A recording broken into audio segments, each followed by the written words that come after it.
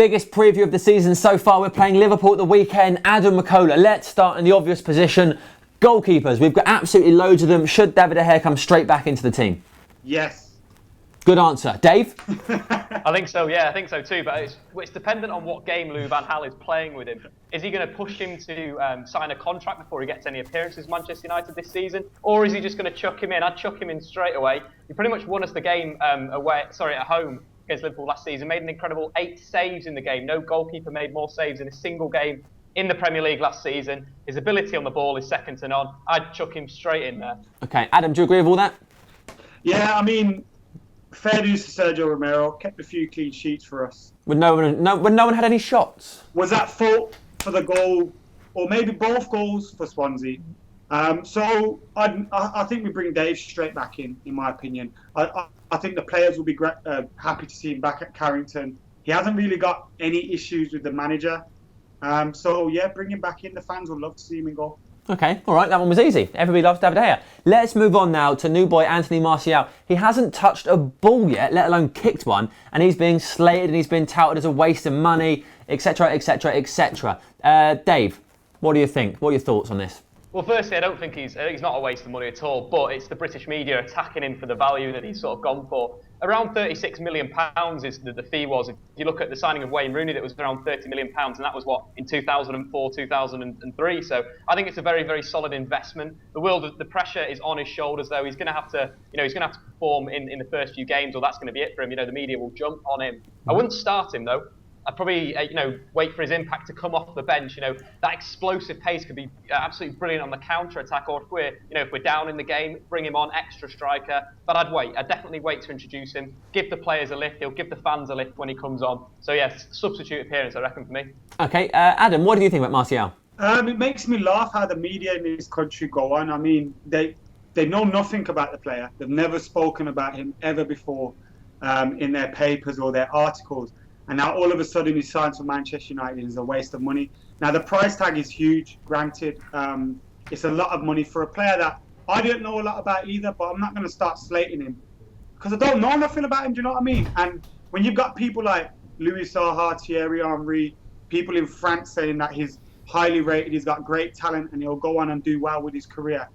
Who are these guys in the media to say anything about him? And you look at the other clubs as well. City spent nearly 60 million on De Bruyne, who flopped at Chelsea. You could say the media saying anything about that? No. City spent 49 million on Raheem Sterling, who's the same age as Anthony Martial. We know more about him because he played in the Premier League, yes, but still, a lot of the things that the media know about Martial is when he tore up Arsenal for Monaco, and yet they're still getting on his case. Just doesn't make sense to me. It's obviously the media's always kind of been ABU anyway. I hate to use that phrase because it seems like, but it's true. I hope he sticks it to the media and the Scousers. Well, do you remember a year ago when everyone was saying that Luke Shaw was a massive waste of money? I thought they were just saying he was massive, but yeah. And he looks quality now. That? And he came back and he was, after the summer, him and Januzaj went away with the fitness coach. Fair dues to them for that. And now they've come back. Januzaj is obviously on loan, scored a goal for Dortmund. Shaw's proven. You can't judge young players just like that. No. You can't do it. So yeah, you need to give him time. Okay. Right, Dave, you said you wouldn't put Martial in your team, so who would you play against Liverpool? Well, I'd definitely start with David De Gea in goal, like we mentioned before. Absolutely solid piece of the jigsaw. Darmian right back, I think, he's pretty much got that shirt now. Smalling centre back with Blind, and then Shaw on the left-hand side. Shaw's been absolutely fantastic going forward this season. He's created 4 chances so far. That's more than any other defender under 21 in Europe's top 5 leagues. But it's creating a slight problem on the counter-attack for Manchester United to defend the counter-attack. I think the balance isn't quite there. So I'd completely change the system that we've been playing this season and go for 3 in midfield with 1 sitting. That man sitting would be Morgan Schneiderlin. I think his role would be a twofold, potentially moving over to that left-hand side to defend that space when Shaw's bombing on, or becoming a centre arm when Shaw's bombed on. Daily Bin can filter out to that left-hand side, and then we've got our solid back 4 because we've been caught out. We were caught out against Swansea. Both of their goals coming from the counter-attack, attacking that left channel. Blind getting a little bit too giddy, getting drawn to the ball. We need to work on that a bit. And but moving on, midfield, I'd say so. Schneiderlin's holding. Going to go for Ander Herrera. He's looked pretty good since he's come in, but I prefer him in midfield 3 as one of the central midfielders. Him on the right hand side, Schweinsteiger on the left hand side. He's just getting back into fitness. He's get those minutes are racking up. He's going to be absolutely fantastic in the Premier League. Then I'd go for a front 3 of Juan Mata, Wayne Rooney, and Memphis Depay. Sounds good. Adam, what do you think? I love that team. It's very similar to the team I'm going to pick their teams, but I don't expect Anthony Martial to start, but when he comes on, I'm interested to see where he does come on. Like, is it going to be in the Mata position, or are we going to drop Rooney deeper and let Martial go further up front? I mean, we've seen it for England yesterday. I know Rooney scored his goal by a penalty, but when Harry Kane come on and he stretched the defences, Rooney looked a lot better in that hole. So I know Rooney can play that number 9 position, but he just looks so much more comfortable at number 10. Yeah, it goes against his instincts, I think, doesn't it? It's really interesting with Wayne Rooney. He's sort of that player that he's sort of the jack of all trades in a way, where he can play central midfield, he can play attacking midfield, he can play striker. And every time that we move him to his favoured position, such as now everyone sort of considers him as a number 9, now everyone's thinking again, no, actually, is he a number 10 now? It's really confusing with Wayne Rooney, but I think Martial, like you're saying, it's perfect. It's brilliant tactically. He could go on that left-hand side, move Memphis to the right.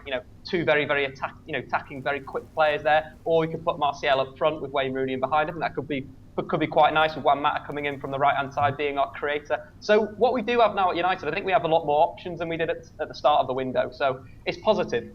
Very positive. Right, let's talk about something negative. Liverpool Football Club. We're playing them on Saturday. What are the dangers going into this one? Well, they're big man, but their main man for me is suspended. So you're looking at Robert Firmino, who's likely to come in for Phil Coutinho in the spaces between our defence and midfield, and Christian Benteke, who I'm unsure whether Marcus Rojo is going to come back in. Obviously, he played in the behind closed doors friendly. So with Carrick, is Louis van Gaal going to be tempted to put Daley Blind further forward and bring Marcus Rojo in? So it's a bit of a strange one, but Daley Blind, if he plays, and Mike Smalling are going to have their hands full with Christian Benteke. So if Liverpool are getting the supply into him, it could prove a threat for us. But Coutinho being out is a big miss for it. Okay, Dave?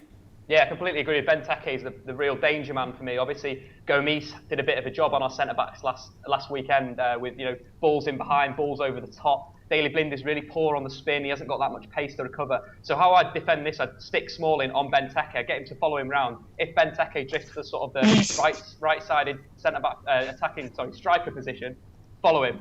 Smalling just follow him around the pitch. Have Blind just covering him behind. And that's how you're going to do it. Interesting thing about Benteke is 74% of his goals in the Premier League have come after January the 1st. So it could be a good omen then. Also going to talk about Firmino.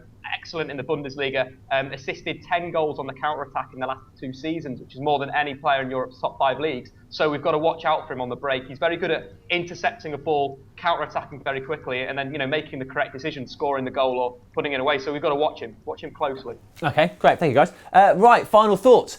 Adam, prediction. 2-0 United. Dave. Really going to wrap up his perfect week. Okay, I'm going to go 2-1 United, Martial to come off the bench and score the winner. Oh!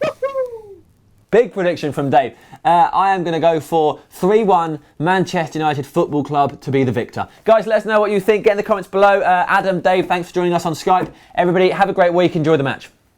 Right guys, thanks for watching. Hope you liked the preview. Now, something to tell you, we are doing a huge competition. This is by far the biggest thing we've ever done of this nature. We are offering you the chance to win flights to Old Trafford, hotel accommodation for the weekend, and the chance to watch your team in action at Old Trafford. It couldn't be better. I mean, you could be some guy living in Australia who wants to come and watch his first game with his dad. You might be a girl living in Greenland who wants to watch a game with her mum. You might be a bored housewife sitting at home in Bungalore who wants to watch this game with a random person you meet online. I literally don't care. The options are endless. You can get a hotel, flights, and a game at Old Trafford. Add us on Skype, FTDevils, then tell us how you watch a Manchester United game. Send us a picture, tell us a story, do it on Skype. Details are all below. Get involved. This could be huge.